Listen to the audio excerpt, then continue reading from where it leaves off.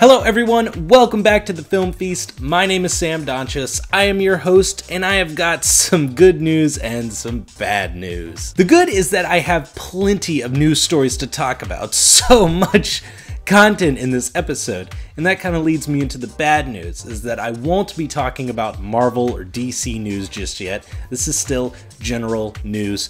Ketchup Edition Extravaganza, still doing it. Between the last episode and this episode, I have moved into a new apartment, which you can kinda, sorta tell in the background. I decided to change things up a little bit for your viewing pleasure. It's still a little bit rough. I'm only working with one light because if you watch my last episode of TV Dinner, one of my lights and I am currently waiting on a new one to come in. Now with that out of the way, let's jump into the news. A few weeks ago, District 9 director Neil Blomkamp announced over Instagram that Alien 5 will be his next film. Now because this is Ketchup Edition, something that I hope I don't have to do for much longer, I do have to say that you guys already know this information, probably, most of you, but it's stuff that I want to talk about, and I have to make little minute details very clear, like, this is not going to be Prometheus 2, this is very clearly the next stage in the Alien franchise. But Blomkamp has gone on to say that he didn't like how things progressed in movies like Alien 3 and Alien Resurrection,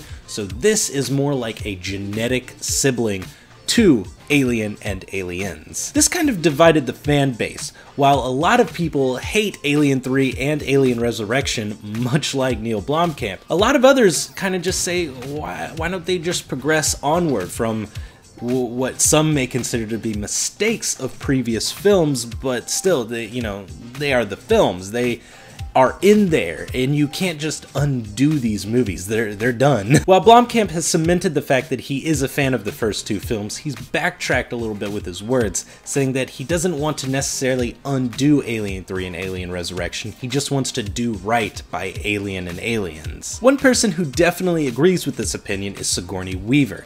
She feels like after Aliens, things kind of went off the tracks a little bit, and she has previously worked with Neil Blomkamp for his newest film, Chappie, and during that production they had numerous discussions of what the vision for his Alien film would be. At this point, story details are paper thin. You can only assume so much from the concept artwork that Blomkamp put out there on Instagram. I certainly don't know what to think, although Blomkamp has said in an interview with Empire magazine that he had to change the story details around a little bit because it was apparently bumping what Ridley Scott had planned for Prometheus 2. But how do you feel about Neil Blomkamp directing Alien 5? Me, I'm torn down the middle pretty much. All I've seen is District 9 and Elysium.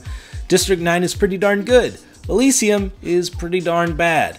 And Chappie I haven't seen yet, so 50-50. Blade Runner 2 has finally been announced in a fairly positive way. I like the way that they're kicking it off with this announcement. They've got Harrison Ford confirmed to come back, and then they have the director set, and that's pretty much all of the news that they have, but I want to talk about the director real quick. Blade Runner 2 will be directed by Denis Villeneuve, who has made a pretty solid career for himself thus far, with movies like his Academy Award nominated Incendie, the movie that everybody knows him for, Prisoners, and his slightly lesser known follow-up to that, Enemy, starring Jake Gyllenhaal. Much like Alien 5, Blade Runner 2 has basically no story details, although the fact that Harrison Ford is returning, take what you will from that. But I do want to focus back in on director Denis Villeneuve because he is probably the only director that I can see fit for following up Blade Runner. Admittedly, Prisoners is the only film of his that I have seen, although I've heard some story details about Enemy,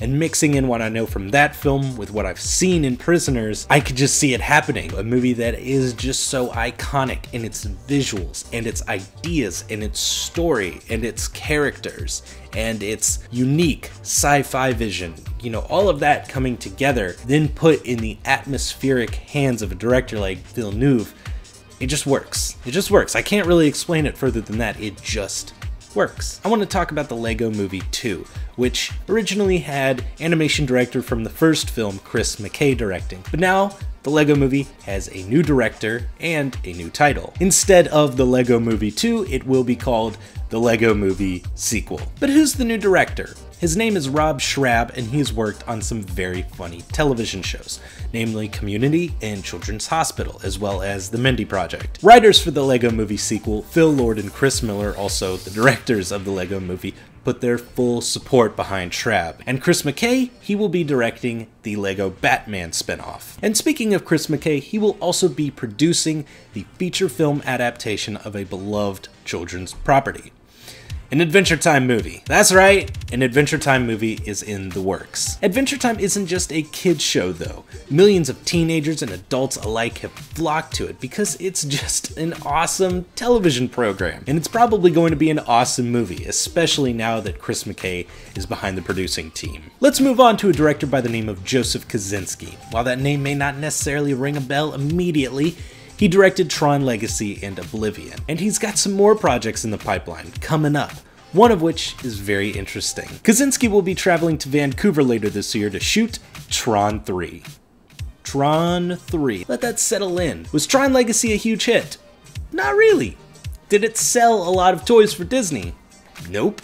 So where's the push to have Tron 3 get made? I guess the Tron franchise has just enough of a vocal fan base to convince Disney to give it one last shot. For better or worse, I liked Tron Legacy. Yes, it was pretty empty and relied far too heavily on its visuals and its soundtrack, but hey, it had great 3D, and can a guy just like a mediocre movie? Joseph Kosinski is also lined up to direct a Gran Turismo movie. Remember how that Need for Speed movie turned out? This will be dumber than that. This is actually a great fit because Kosinski would be perfect for directing a car commercial, which is basically what later Gran Turismo games have been. They've been glossy racing games that mostly focus on the visuals. Okay, so humor me for a second. Making a feature film adaptation out of a racing game.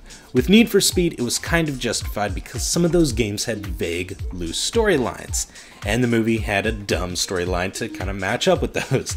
Now with Gran Turismo, as far as my knowledge goes, there are no storylines in any of those games. And a Gran Turismo movie seems even more pointless to me because you have a franchise out there like the Fast and Furious movies that are just dominating in pretty much every realm of cars and action. My hope here is that Sony Pictures just gets tired of waiting for Kosinski while he's making Tron 3 and moves on to a different director. Or decides not to make the movie at all because it just sounds like a bad movie. For the past several years, Independence Day 2 has been in the works, and now with Roland Emmerich fairly recently latching onto it with a good enough script, the cast is finally getting filled out. Now I'll start this off with some bad news because it mostly goes uphill from there. Will Smith is not returning. Instead, in his place, we have an actor by the name of Jesse Usher coming in to play his son from the first film. Usher's main acting chops come in the form of Cartoon Network's Level Up in the Starz original series Survivor's Remorse. I never really watched Level Up. Obviously it involves a lot of overacting for kids, and Survivor's Remorse I have no clue. So if you have seen any of the stuff he's been in, let me know. I mostly want to know if he has half of the charisma that Will Smith did in Independence Day. And to fill out the movie poster with a second beefy actor, we have Liam Hemsworth, playing the son-in-law to the President of the United States from the first film, who was played by Bill Pullman. Okay, so here's where the news starts getting a little bit better. Bill Pullman is coming back for this movie. And let me finish it off with the slam dunk. Jeff Goldblum is coming back. Okay, that's as good as you're gonna get, because you're not getting Will Smith, but you are getting Bill Pullman and Jeff Goldblum. You can expect Independence Day 2 in theaters on June 24th, 2016. Moving on, I have more casting news for Disney's live-action adaptation of Beauty and the Beast. Emma Thompson has been cast to chew scenery as Mrs. Potts. I'm not saying that is a bad thing. I love Emma Thompson. As well, Kevin Kline will be playing Belle's father. And then you've got Luke Evans. He will be playing Gaston. And for the biggest news, Dan Stevens will be playing the Beast, opposite Emma Watson as Belle. If you watched my top 20 from 2014, I love Dan Stevens in his role as David in The Guest, although I'm sure he won't be providing that kind of character for this movie. He'll probably be going a little bit more Downton Abbey-esque, although I don't mind it. Dan Stevens is talented no matter what. I just hope his performance isn't hindered too much by the inevitable CGI. Look at Vincent Cassel in the French version of Beauty and the Beast. He was a great actor, but then you just put all that CGI on top of them and something just is lost there. Either way, after hearing all the good reports coming out of the new Cinderella movie, I have to say I'm a little bit more hopeful for this one. Bill Condon will be directing it and it will be coming out March 17th, 2017. But just when I get a little bit more hopeful for Disney's resurgence with all these live action adaptations of their old films, Dumbo, directed by Tim Burton? That's a thing. That's a thing that was actually announced, and I cannot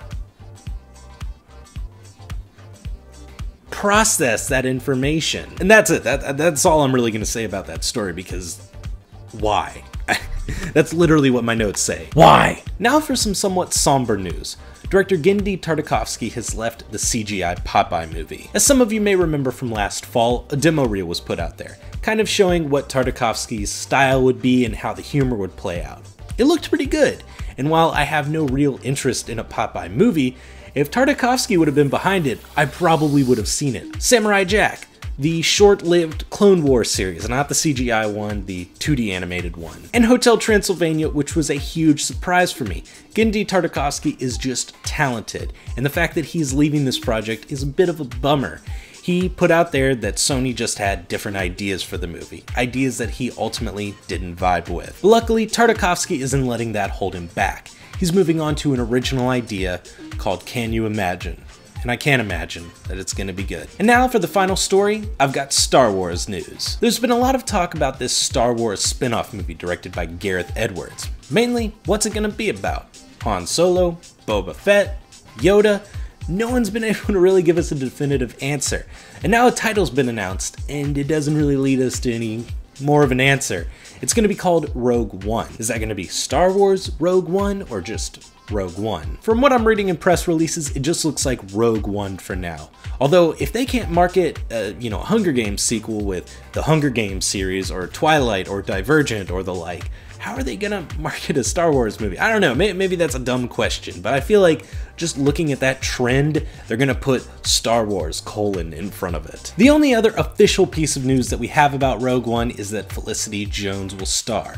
I loved her in The Theory of Everything, and mostly I'm just happy that she's not tied up for any more Spider-Man sequels. An artist who I admire by the name of Phil Noto did a very interesting concept piece that basically shows Felicity Jones's character, whoever that may be, as a rebel fighter pilot. That, along with the title, leads me to believe that this movie will have some involvement with Luke's Rogue Squadron. If you owned an N64 or a GameCube at any point, there's a good chance that you've played one of the Rogue Squadron games. Just giving me the opportunity to engage in a dogfight in any number of Star Wars ships or scenarios was so much fun, and the thought of the movie going into that sort of storyline is exciting to me. That was something that I always was very interested in the original trilogy of exploring. That and Shadows of the Empire. I'm still holding out for it. Obviously, I'm not going to jump to any conclusions though. Even Phil Noto just seemed to have fun with this piece, although you can find his artwork in a more official capacity with the first official